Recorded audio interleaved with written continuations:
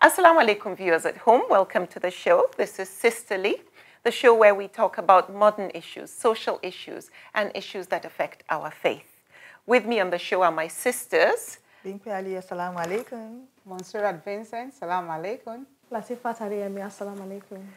Today we'll be talking about a great topic, which is fashion. How far can we go with fashion? And as Muslims, often we find ourselves going to a store, maybe finding limited options of what we can wear that is acceptable under Sharia. But there is so much more beyond just the clothing we wear, the accessories and so on. So lots of fun stuff in for you today. Please come back after the break. Assalamu alaikum viewers, welcome back to the show Sisterly. As we promised, we'll be talking about fashion today. How far can we go as Muslims? The thing to do with fashion is that it actually changes intermittently depending on what's going on. Fashion is about what is the latest thing that you're wearing and also the clothing, the garment you wear. Beyond that, the shoes, accessories, and so on. Now, just like our taste in fashion changes, just like our taste in cars and other items, like other things like architecture, it changes over the years. However, one man's meat is another man's poison. When it comes to fashion, something we may consider to be hip, modern, very up-to-date, someone else might look at and say this is obsolete. Obsolete, exactly. And or something we wear that we think is very glamorous, someone may find it to be ugly. It really is a matter of personal taste and preference. There is no rule, no guideline set when it comes to fashion. It's meant to be more of a personal choice. However, a lot of us actually like to follow the trend when it comes to fashion. In Islam, just because you want the latest look, the newest look, there's actually nothing un-Islamic about that. Allah says in the Quran, O children of Adam, wear your best clothing. He says wear your best clothing not to show off, but to look good. As Muslims, we're meant to be clean, we're meant to be, represent Islam in a good way, even in our image, the way we smell, and so on. The Prophet ﷺ did not prescribe a particular color or a particular style of clothing as fashionable.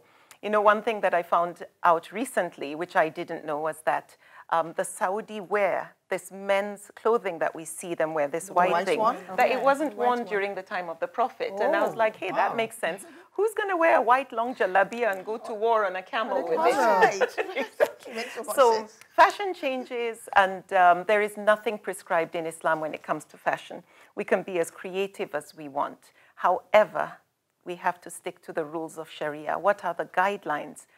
The first, of course, is we have to cover our aura. What does that mean? Our aura, depending on which scholars and the views of different scholars, and this really varies, but most importantly, that you can only leave your face exposed, your hands from the wrist down, and your feet. However, you will hear differing opinions on that because some scholars will say cover the face. Some people will say wear socks, and it really varies. What else would you say are also guidelines in Islam when it comes to wearing modest or acceptable fashion? Anybody else want to share? You know, as Muslims, we're supposed to be fashionable, yes, but there's some clothes or there's some things you can't wear. Yeah. You can't wear tight clothes. Exactly. That's also in Sharia, that you can't wear tight clothes. You can't wear the see-through ones, you know, non-transparent look like nets, and you can virtually see what the person has underneath that. Exactly. Those are guidelines as for how fashionable we can be as Muslims. You know. Exactly, that we shouldn't expose our bodies. Yes. What else is considered to be un-Islamic when it comes to fashion? We can also talk about modesty. Yeah. Clothes that promote promiscuity. Yeah. You have to avoid those kind of clothes. Like the transparent one she wants is very suggestive. Like the very short ones. Exactly. And tight. Exactly. Tight-fitting ones. We're not even allowed to wear the short ones in the first place because only the face and the palm, if we're to go by exposing only your face, your palm, and your feet. Exactly. So we can't, as Muslims, we're not allowed to wear the short ones. Right. Exactly. So, now, what I love now is that Nigeria, we are a melting pot of different fashions. Here in Nigeria, we have adopted fashions from various countries around the world. Yes. For instance, obviously here I see this gorgeous skirt you're wearing. Yes. It's a traditional, but she wears it and mixes it with a Western top. Which other fashions or which other countries have influenced the Nigerian fashion?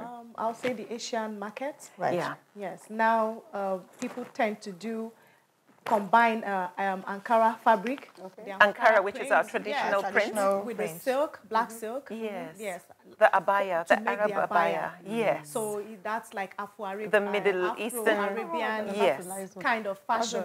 Yes, exactly. So that has influenced us. And I can see here you are wearing. Keeps influencing us. We can't do but have, we can't do but emulate them. I mean, this is pure Western. Right? But yet you've been creative in it. Exactly. You've been able to our find own touch in everything. Exactly. Our own local touch is there in almost everything we wear. Exactly. Nowadays. What other creative ways can we who run to a shop trying to find outfits to wear and can't find clothes that meet our hijab fine? Like for me, I bought this top, which is actually sleeveless, but I wore it with a summer jacket to make sure I cover my aura. Yes. And then what other ways would you suggest one can be creative in fashion? I think number one, you need to know what fits you. Absolutely. Fashion is not about just following what is in vogue, but you've got to make sure that it fits and looks good. Suits you. It suits you. It suits Exactly. your person, and then you feel very comfortable in it. That's important. As a Muslim, like you rightly said, this is what is a sleeveless top you have on, but you have a summer jacket covering it all. Exactly. So you could go to any shop. Once the clothes in there are clothes that fit you, get it and ensure that it's go with the sunnah. Or the, or the provisions of Islam. Still within the limits of modesty. Exactly. I think that's the watchword, modesty. Yes. And then what other things would you consider to be fashion? We mentioned accessories, of course. What else do you put to make the look complete? Oh, the old part of the woman. Shoes. Shoes, if I can come in here, ladies. Yes, you're a shoe lady. I am a shoe lady. Oh, yes. I'm an expert in shoes. I would say but seriously, as women, we have, it's a beautiful thing to be a woman. Yes. And you come out all gorgeously dressed. Like I was telling one of you beautiful ladies today, I think it was Monsurat I was gisting with. I said, if you're a tailor or a designer in Nigeria, and you restrict yourself to just male fashion, if you don't, you're not yet in business. If you're not sewing for the prominent people, then you will probably close down your shop. You have to incorporate female fashion into what you're doing, because females we love to look glamorous. Absolutely. And in trying to look glamorous, we have to also make sure that conscious modesty is something that we remember. We preserve. So you want to dress gorgeously to a party. You want to pair up your shoes to match your handbag. But these days we can block colors. So you don't have to buy different colors because you want to wear purple. If you have only yellow shoes to go with green, you can be creative in mixing your wears so that you don't have to keep buying and buying and buying. And accessories help tie things together. Fashion doesn't have to be expensive. Exactly. You know your budget. You know what you can afford. So you have a function and the dress code is blue, and you don't have a blue shoe and bag to wear with it. You could use your black. Exactly. Just look for a touch in that fabric and then let it go. Look good.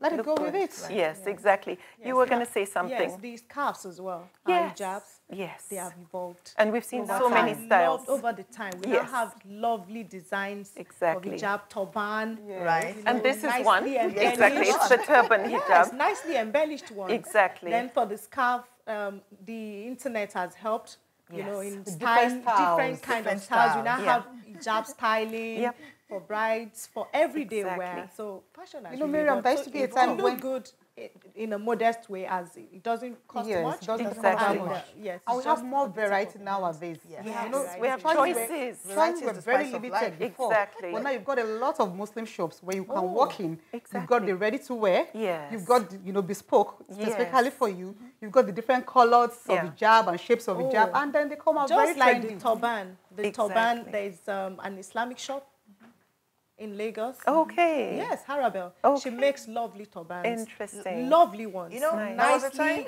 made here in Lagos. Yes, Lateefah, sorry to cut you short, darling. Yes. My mom came visiting, and when she goes through my wardrobe, Bimpe, this is the kind of scarf things I want to be wearing. You said you don't like this color.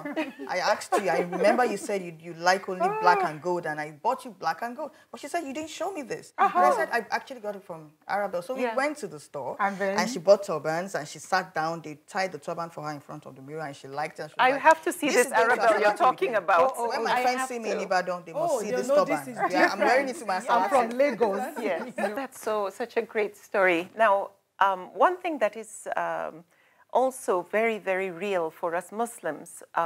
You look at Muslims and you see different types of hijabs and different levels of hijab. But during the time of the Prophet, sallallahu alaihi wasallam, you found that some Muslims were not wearing hijab. They were not covered. Sure. And that is a reality for us as well here today. My biggest concern, of course, is how judgmental some of us are, especially we Muslims, of fellow Muslims that aren't fully covered. Exactly. Now, obviously, in this room, we have various types of hijab. Bimpe, for instance, I know you are on and off when it comes to the level of your hijab. This is actually conservative for you. Monsurat, the same thing. Today, you're being conservative. This is not your regular, but one day you may choose to wear abaya, another day you may choose to wear something else, short sleeves, three-quarter sleeves, and so on. This journey, when it comes to covering inch by inch, let me ask you first, what is your reason for not being fully covered? It's a journey, like you said. Yes. And, you know, when you choose to serve Allah for Allah's sake, then, of course, you have to give up a few things if you're not doing everything in the right way. And gradually, you begin to discover yourself. You begin to let go of a few habits. And then you put yourself fully into the religion and practice it the way it's supposed to be practiced. Yeah. You look beautiful with the way you're dressed. And I wish I was already doing like this. But trust me, I have all the scarves, all the hijabs. When I enter Arabelle store, they know me. I buy this, I buy that. I sit down in front of the mirror, they tie my turban for me. I try different things. I'm sure the girls are wondering, this lady that buys and buys all but she's not wearing them. Because I go in my suit with my hair. And, well, truly. But inshallah, I will get there. Inshallah. It's my wish. It's my wish. It's a journey. It's a journey. Yes. What's your story when it comes to your the seasonal hijab wearer? You could say it. I just pray for the grace of God. Like you say, it's seasonal, but sometimes it's just because you want to be in vogue at times. You want to be trendy. Wearing hijab does not mean you're not trendy. Exactly. That's the truth about it. Yeah. But sometimes you tell yourself, oh, my clothes are long enough. Oh, I've got my hands covered. Yeah. I mean, what else do I have to do? So you see me Monday to Friday, I probably have these on. And then on Saturday, because I have to go for a social function, and then those are traditional headgear, you know, and then I don't have the hijab on. So, to fully cover. May Allah have mercy. Exactly. Well, we make such a big fuss, such a big deal about those who are not covered. But when you look at sports stars, we have a lot of Muslim footballers who are not covering their aura. Their shorts are not even up to their knee. And I don't hear the outcry that there should be a movement for Muslim men who play sports to have to wear certain things or wear the Speedos, God have mercy, that is even more revealing.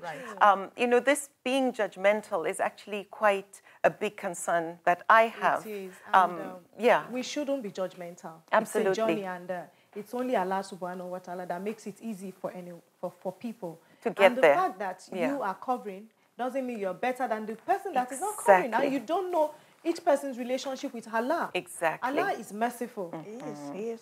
So what we should just concentrate on is, okay, those who are doing it, encourage them, support them. Those that are about to start, tell them, talk to them. But you can't impose it on them. Yeah. You can't force it on them. And you can't judge. And you can't judge. Yes. Be more of a da'wah person. Encourage, but don't judge. Don't judge. You know one thing, Maryam, as Muslims, we are very much aware of the dress code. Yes. So for the females, you must cover your aura, like you said. Modesty is the watchword. The basic places that should appear should be your face and your hands, you know, and then probably your feet as well. But the truth is that the best covering, according to the Quran itself, is the fear of Allah. So I don't see anybody having that confidence to come and judge me because I do not cover. Exactly. Because I'm not so sure that you have yours covered from head to toe. I'm more pious.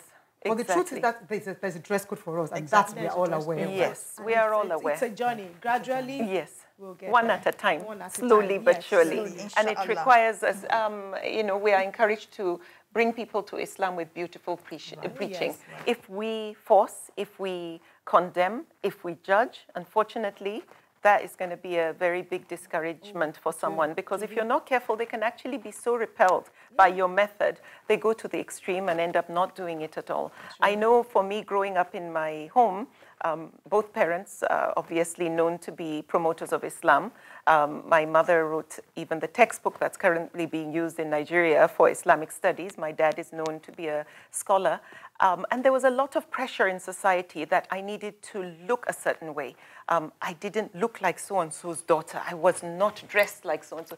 And every time I stepped out, I felt I was being judged. And people tell me to my face so I can tell the disappointment in when their, they see you, when they see me, that I am not an ambassador of the family because I don't look this way.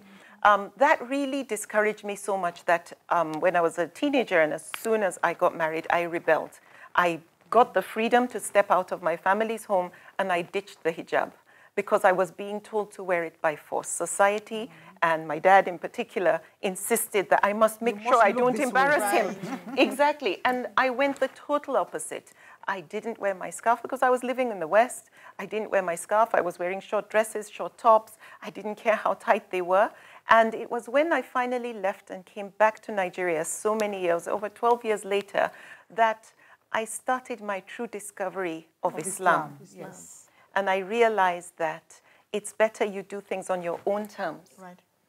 And it's a relationship between you and Allah. There are people who are not covered, as you said, who might be more pious, more kind, and so on. Yes. It's the contents of your heart. What I say to people regarding that is you should try to beautify your character first. Exactly. I call it inner hijab. Yes. Some people don't even know the reason why they wear hijab. Absolutely. Some people, they wear the hijab and they do all sorts. Yeah. And that's because they don't know what it entails. Yeah. So it's a gradual process. And when you get there, it feels better. It feels better. And it's more authentic. It shouldn't be... There's no compulsion in religion. No compulsion. Not even no compulsion in religion. Not to talk of hijab. Exactly. And exactly. I know, like you rightly said in your own case, that it's also like discovering Islam yourself. I mean, growing up with my parents, nobody even told me to cover my hair. But I could see my mom covering her hair, and she's a symbol of a Muslim woman. And I felt, okay, I am a Muslim girl. I need to cover up too.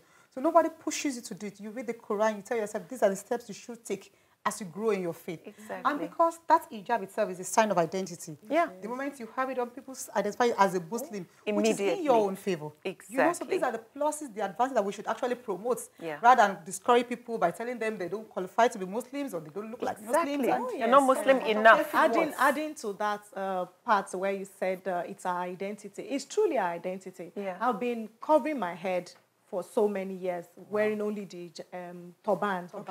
And I go to London, enter shops, but people will just look at me and that's it. You're just and a customer. Last year I started wearing hijab and I went to self-regis. Right from the entrance, people were just saying, Assalamu alaikum, Assalamu alaikum. Everybody, I was like, wow, this feels so beautiful. Exactly. So this is what I've been missing. So now I wear the hijab, I'm known, you know, as a Muslim, I'm identified as one. So it's truly an identity. That example actually made me remember. I was walking home from the mosque one evening, and somebody said Assalamu alaikum to me on the street, and I'm like, how did you know I'm a Muslim? And then you checked yourself. I had forgotten I was wearing my your kibbutz. Subhanallah. When are you going to start this week, man? When are you going to start? With time, inshallah. Allah's time is the best. May Allah make it easy. Inshallah. May Allah make it easy. Assalamu alaikum, viewers. Welcome back to the show. We are sisterly, and we are talking about fashion today and what is acceptable and what is not. And we've talked about all sorts of fashions and the fashions in different culture and various accessories you can wear to complete your look. Now, just before we went on the break, we talked about how certain individuals have not reached the stage of being fully hijab compliant. Why do some people choose not to wear hijab? You know, obviously I shared my story where for me I felt choked growing up and so much pressure, so I chose to rebel. But my journey to discover Islam was more after coming back to Nigeria when I chose to wear whatever was considered to be modest.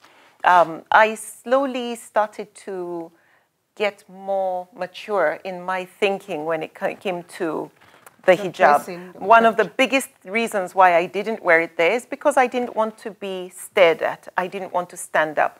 I didn't have that self-confidence to handle the looks, the stares, which we get today. Obviously, some people will give you looks of disgust when you are dressed in a modest way.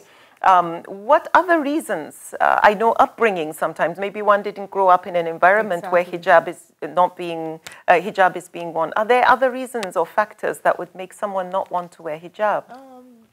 Clearly, the influence of the environment in which you stay. Yes. This is not a Muslim country, and so it's not out of place to see that quite a number of people around you are not covering their hair. So you probably don't want to be the one to start it, or when you're even encouraged from the home. That is if you're in the West, for instance. Even here that we are in Nigeria, it's not the norm to find everybody around you wearing hijab. Wearing hijab. If you go to a workplace, out of every 10, you'll be lucky to see one person or two wearing hijab. So it's not as if it's the mode of dressing. Yeah. So the environment in which you grow up, in which you stay, actually affects your ability to actually wear. Yes. What I would say to that is the lack of knowledge. People, most Muslims don't know that it is actually in the Quran that we should wear hijab. So lack of knowledge. People don't know. Some people, when they tell them, they'll be like, oh, is it compulsory? Oh, we don't know. So that's also part of it. Ignorance, that they don't know the guidance. And I recall, if we're talking environment, I recall my first banking job. And you know, of course, peer pressure could also be positive or negative. Mine was positive in the sense that I went to training school with another Muslim girl, and we sort of bonded. We were both not wearing anything, and it was a Friday. We wanted to go pray, and we said, and I think we got caps. We went to a nearby Malam or something. We got caps. We went to pray. Then we said to ourselves, why not continue dressing this way? I think the following week I met the HR manager, and he said to me, Bimpe, you can't use this. And I said, why, sir? I actually like to look for trouble too. And he said, why, sir? And he said, you were not doing it before. And I said, you need to tell me why. I was ready to go all the way. I was ready to, even though I wasn't wearing the hijab then, I was ready to give it back to him. You can't tell me what to wear and what not to wear. So the guy backed down. And of course, when I saw that he backed down, I just took it off and I let it go. That's a great thing she raised just now. How far are we ready to go when it comes to a situation? Maybe it compromises your job. Like, you know, you're being threatened by your employer that if you keep on wearing this hijab, it's keeping our customers away. They won't come. And unfortunately, you have to ditch the veil. What do you say to that? How would you personally handle such a situation? I think it's an individual thing. Your faith, your level of awareness of Almighty Allah determines how you handle some of this situation. I've also gone to a job interview before, and the first question that was thrown at me was, must you wear this? You know? And what did you do? But luckily for me, you know, like I said, everything is a function of your faith and then where you are. I was a copper. I just finished school, and I had several job offers waiting for me. So I already had a job, but I was just probably trying to get a better one, and I was still serving. So you asking me a question as far as how I need to dress when I had other offers waiting. I could even look you into the face and say, yes, I need to dress this way. So it wasn't much of an issue for me then. But I could imagine somebody else today. Even then. When you have more confidence. Exactly. I could imagine any other person trying to get the first job, probably after searching for a job for quite a number of years. And then you might not really be able to look them in the face and say no. I think to guide people that are in such a situation, each company has a dress policy, like a book of like a code. A dress code. A dress code. Yes, dress code. And because if you don't know things, they would different things will be thrown at you. So if anybody is caught in such a situation, the first thing is that person should get the code for the company. And see if it was written on it. That you must not cover your hair. This is an establishment of a certain faith. You do not employ Muslims here. And if your employment letter does not say that, then you can actually sue. Right, but we need to know our rights too. Because if we are armed properly, you will be able to defend yourself. You're right, but beyond knowing your rights, there are instances in which you're stepping into that company for the first time. So you haven't even been employed. And you don't have that staff handbook. There's no contract between you and the company in the first instance. So it's not after the job. Exactly. When they throw such questions at you, is it that you take the job or you leave it? The choice is yours. And then even when you're there as a staff, maybe then your rights comes in, but how many people are willing to go all the way? Exactly. You know, you well, have I know offer, personally, and then you don't just want to turn it down in some cases. It's a tough I know for me personally, I would have to turn it down. I know I've reached the stage where I've become more confident, more self-confident that everywhere around the world, this is my uniform, whether it's with the abaya, whichever color. I do love to feel that I am fashionable. I wear it now, not only for myself, but actually to show other Muslims that you can still be chic, you can still be, you know, wearing what you want and have fun and be creative, and it's still acceptable in Islam. In most cases, it's because we don't know. Yeah. Quite a number of companies don't even frown at it if you cover your hair. Right. But because ab initio, you as a Muslim, you're not even aware that you probably have to cover your hair. Yeah. Or even when you're aware, you don't feel like covering your hair. Yes. And then people can now say, so when did you come up with this? I mean, when we employed you, we were not doing this before. Another thing is that some people don't do it in a smart way. So there's a way you wear hijab in a corporate way, and there's a way you wear it casually, there's a way you wear for occasions. So that's, you know, being able to draw lines between those helps. When you are smartly dressed in a corporate, you know, in a jacket, nice skirt, nice long skirt that is not like everywhere, flowing everywhere, your jacket, nice jacket is moderate. Moderate hijab. Smart. I don't doesn't think turn them off. Most employers don't frown at it. But by the time you now want to wear the long one that is, you know, as you're going, you know, sweeping the floor. You could even pack rubbish along the way. You know, not well, you've got a point there. You've actually led me to my next question, because that's one of the things that I know is a big issue as Muslims. People judge you according to what you're wearing. Oh, yes. There are stereotypes out there. And of course, for those who travel overseas, they do experience that a lot, where as soon as you are seen, as I mentioned earlier, you get the disgusting look and so on. But what are the common stereotypes that you've heard of or you've gone through when you wear hijab? What is the most common one?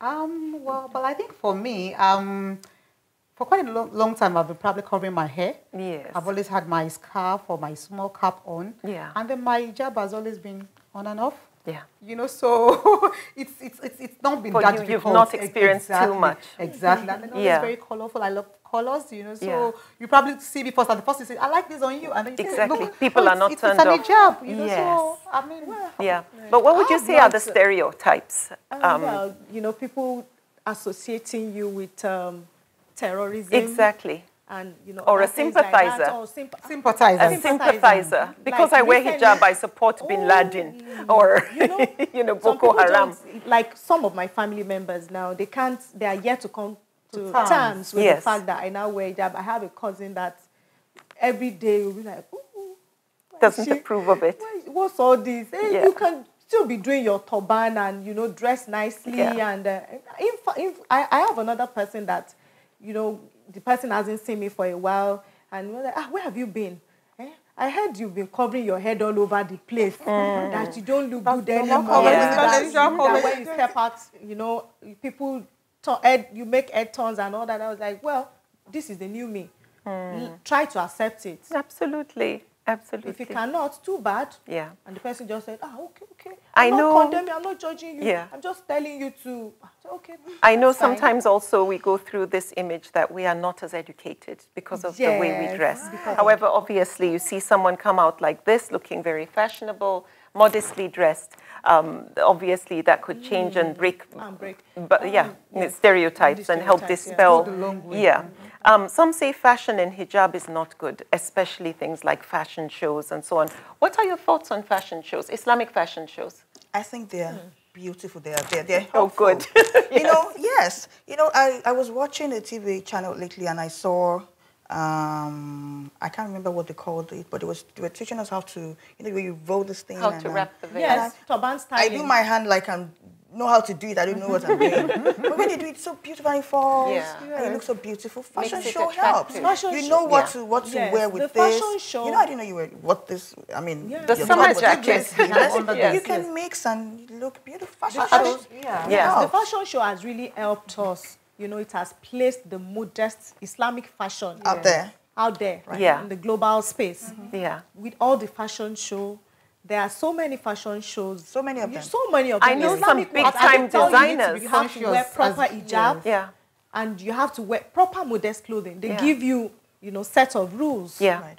And big-time designers these days, you find they are also doing hijab-compliant clothing, whether from sports. Exactly. I know like Nike is doing. Now we now have the bikini. Right? Yeah. And for it's becoming mainstream, but well-known brand names. And then talking about the fashion show, as Muslims, we need to know what is halal and what is haram. Yeah. So you have these clothes for Muslims, or and on display, there's nothing bad in that. Yes. However, if you need to have a runway where you have models, you can't have ladies doing that in front of men. That is the key. That's where you just draw the line. Otherwise, it's a fashion show with a runway, and for a female. Right. Exactly. And again, it's allowed. It's about your intention. Exactly. Are you wearing it to show off? Are you wearing it to be flirtatious? Right, it's about intention. What is your intention? Even displaying, even a fashion show that has men, if your intention is to sell the clothes. Yeah, I know that I wouldn't agree with you because I believe women displaying themselves in front of men is not allowed.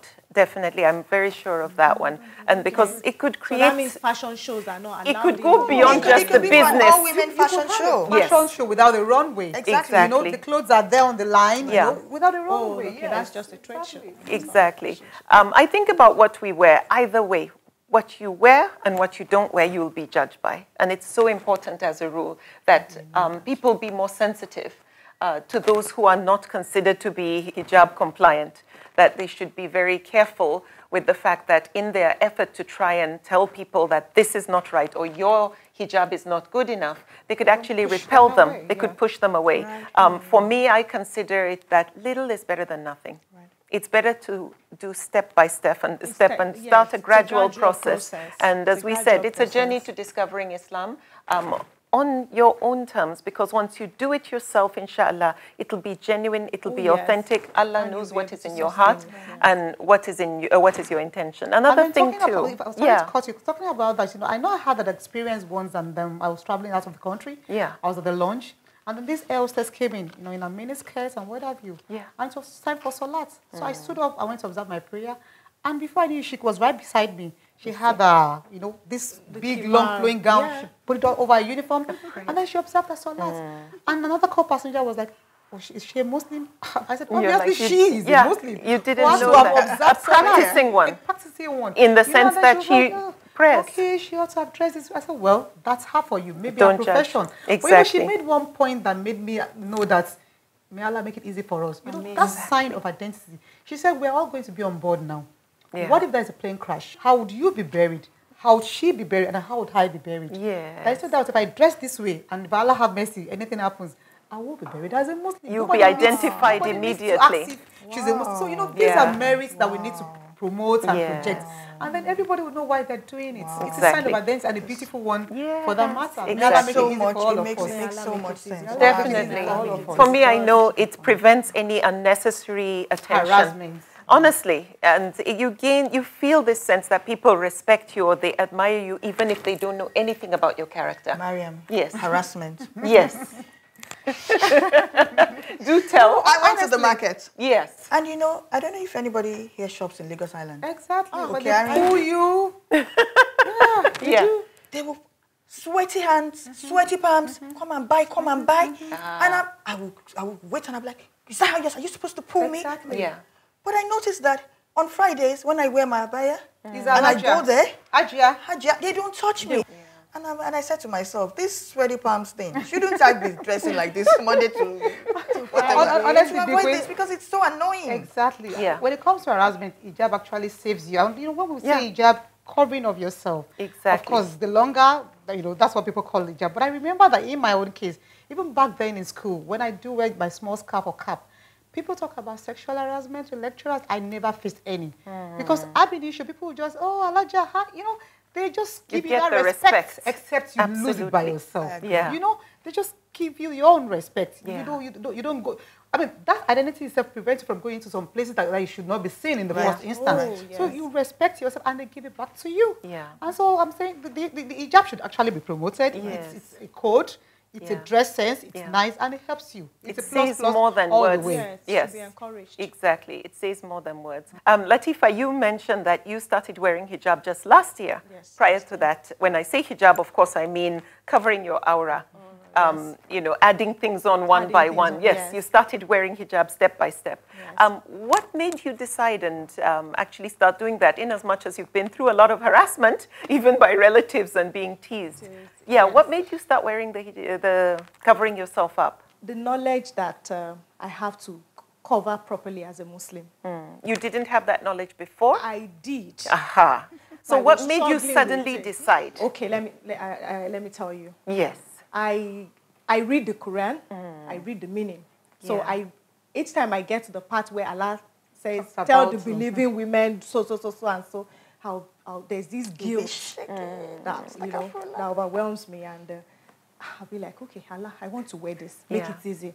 Yeah. So each time I have the opportunity of being at the Kaaba, I'll make tawaf, I'll make dua, Allah, make it easy, especially during the Ramadan. After, I'll get back home and I'll wear it briefly and just drop it. But last year, I noticed after, you know, the Ramadan, and after Ramadan, I didn't stop wearing it. 2 weeks after Ramadan, I was still wearing it. And one day I was about to go out. I was now trying to tie it. I was struggling with it. Yeah. And my sister was like, I now told my sister, I said, I pray Allah makes hijab easy for me, that I really want to be. To start covering. Start covering, you know, start wearing it. And she was like, you're wearing hijab already now. What else do you know? That Allah has made it easy for you. And, you know, I now realized that, true, I've been wearing it since, you know, the beginning of Ramadan until then. And from then till now. Alhamdulillah. I think what is important really is that we should know that we shouldn't be slaves to fashion, but it is a journey. We've all said that. And inshallah, a journey that will come sooner than later. Definitely making sure we do not judge people is critical. Try and encourage them to join or be wearing or covering one by one in a beautiful way than to force. When you wear hijab, it's not easy. The harassment is not fun. You need a lot of courage. You need a lot of strength. You need a lot of willpower. However, you need a lot of faith. You have to believe and have that strong iman that the benefits outweigh not wearing it, where you believe Allah will give you more strength, more courage to be able to go through, and most importantly, the reward of actually covering it.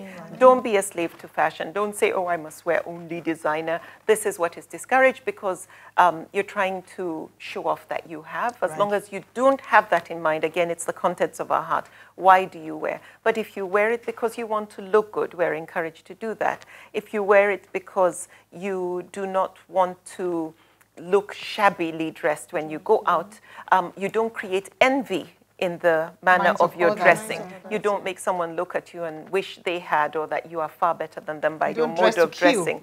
Exactly. Exactly. Don't dress to kill. Don't be a slave to fashion. The rule is that you dictate your fashion. Fashion shouldn't dictate you. You create your own signature, create your own style. Everybody has their unique identity, and let that come out in the manner with which you dress.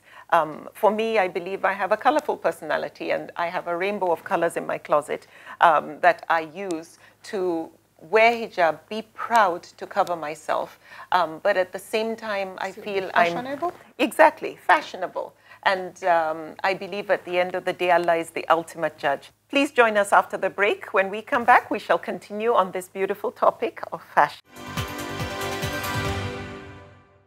Assalamu alaikum, viewers. Welcome back to the show, Sisterly. Today we've been talking about fashion, how far you can go with it. Talking about hijab, what we cover and our aura, and the journey for different individuals. Some of us, even here on the set, are at different stages of the journey to being hijab compliant. So we've spoken about that. We did not speak about accessories, and we didn't talk about things like makeup as well, and other things that we use to beautify ourselves. What kind of accessories can you wear to complement and make sure that you still look presentable without showing off? Yes, obviously that is the key. No, like you said, without showing off. Yes.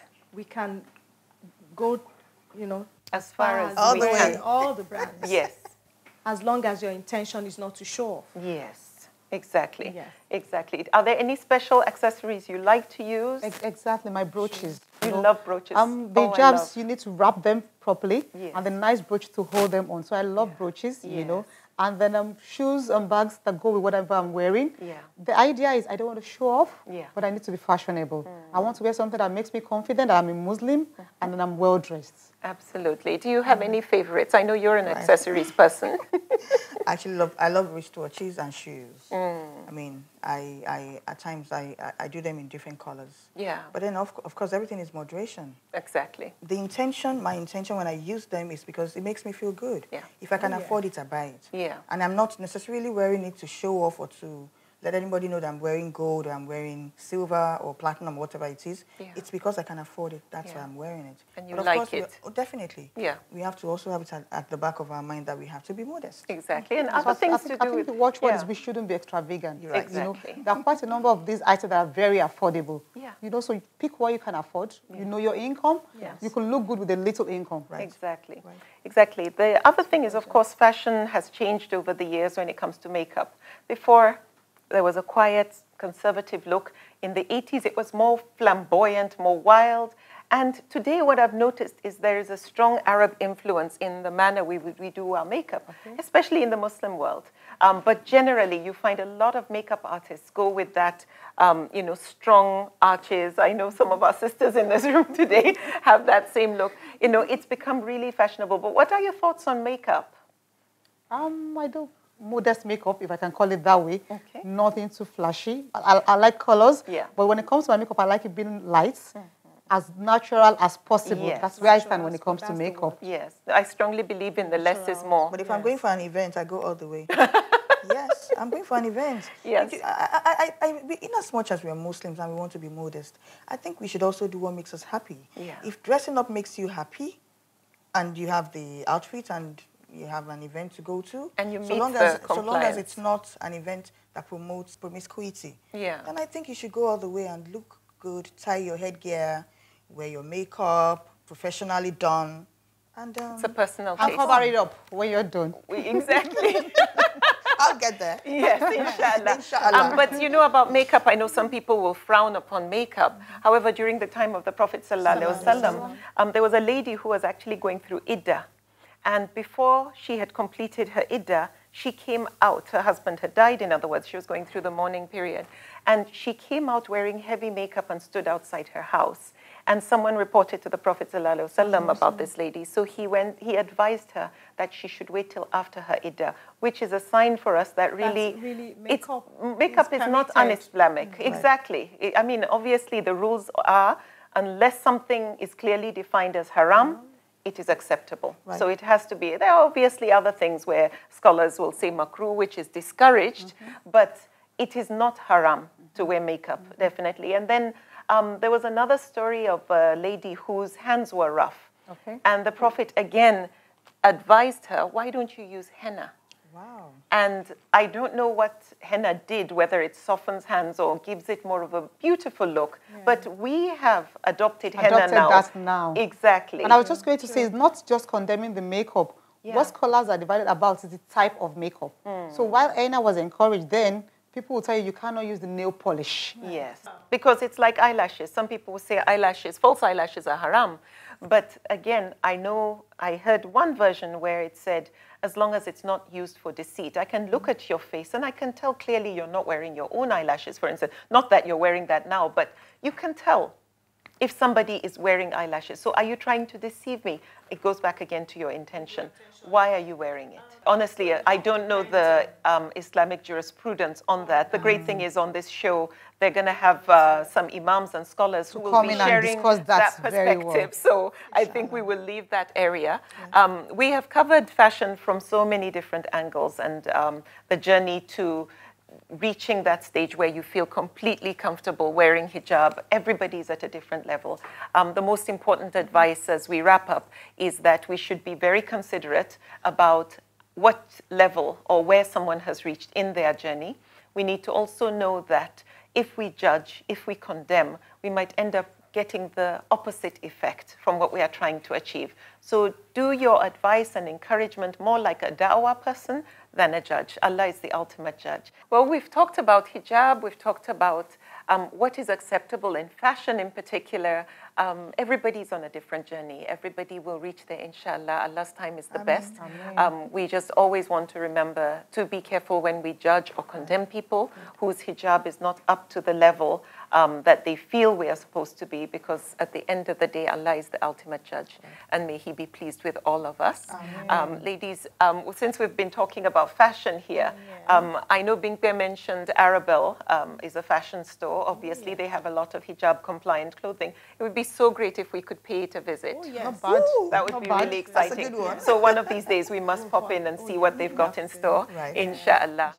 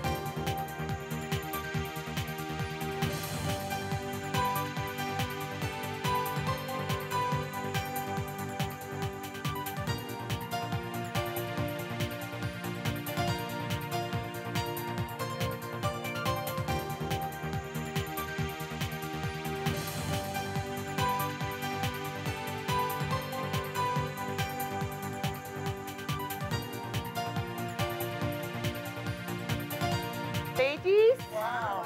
What a wonderful experience it has been. I'm so glad you suggested the name of the store. And as you can see, there's so much variety when it comes to hijab options, clothing, gift items, and so on. So this store has just been an absolutely amazing thing. So many Islamic books and so on. Alhamdulillah. Thank you so much for bringing us here. You're welcome. You're welcome. Viewers at home, as you can see, many options when it comes to what we can wear. Be creative. Look for your local stores.